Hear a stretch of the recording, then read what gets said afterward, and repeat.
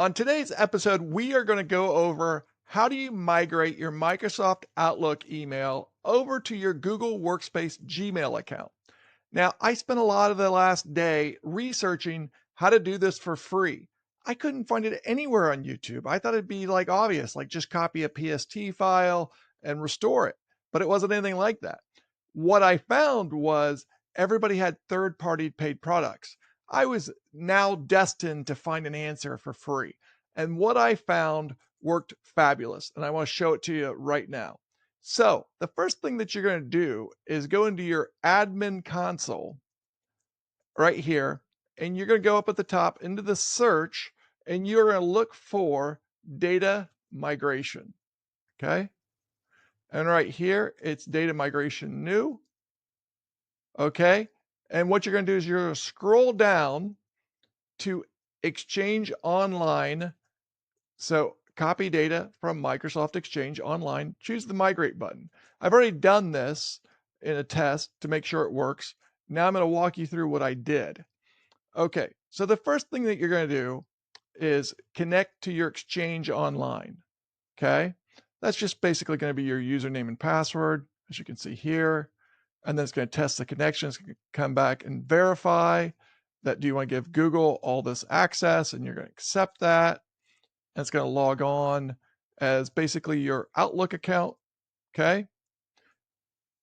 Now, the next thing that you're going to do is two CSVs. The first CSV, if you look at this example, all it's going to ask for is the source, where it's going to come from. The second CSV is going to come up with and ask for the source and the destination email. Okay. So basically, where in Outlook you want to copy from, and then where do you want to copy it to in Google. All right. So let's go ahead and take a look at that real quick. Here's a copy of the second one. So as you can see, my source is my email address, Stan at Jes Digital, and my destination is actually the same. I'm just going to do an MX record change so that they work simultaneously. Okay. And I don't mean simultaneously, I mean converting. Okay. So the first thing we're going to do is upload that CSV. And if you don't have the CSV, you just download the sample CSV file over here. And here's the first one. Okay. Then here's the second one. All right. Now, the next part's pretty important. And the most important part of this is the date because it defaults to today. The first time I ran this, I was thinking, oh, it's just calendar events. I only want to bring forward the future calendar events. And so I kept it as today's date. All it brought over was today's email and future calendar events.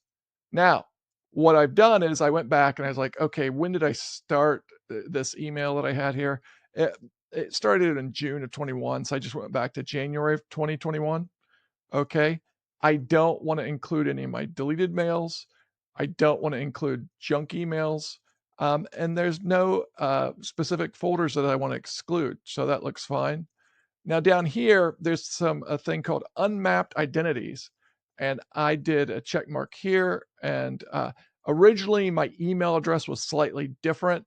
And so there's been a change there. That should grab all the different emails as well, since I've changed my name.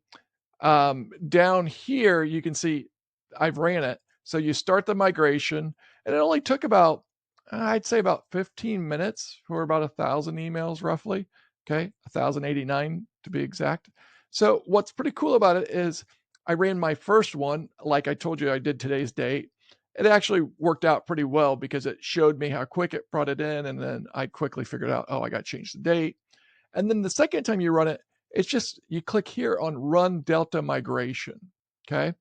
So delta is basically just means the difference. Okay. So once you're all done, you can export a migration report, right? And you can see here I had 2 emails failed. And it'll come over here and it'll give me details why those emails failed. The reason they failed was the attachments were too large. So I'm not going to worry about that. I got most everything, and I can actually go sort by attachment size. So I can go grab those manually.